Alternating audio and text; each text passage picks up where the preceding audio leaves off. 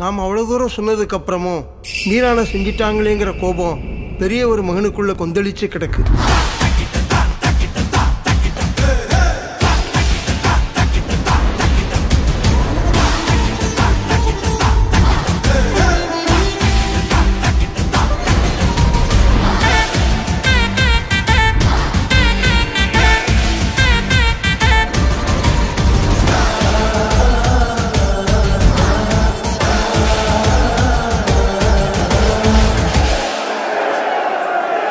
சும்மா விடுவானா பெரியவர் மகன்?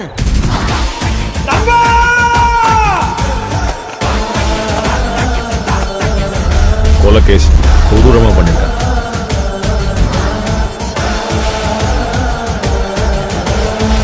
அப்பதான் ஊருக்காக தைரியமா நெஞ்ச நிமித்தி எல்லாருக்கும் கேட்கற மாதிரி பேச முடியும்.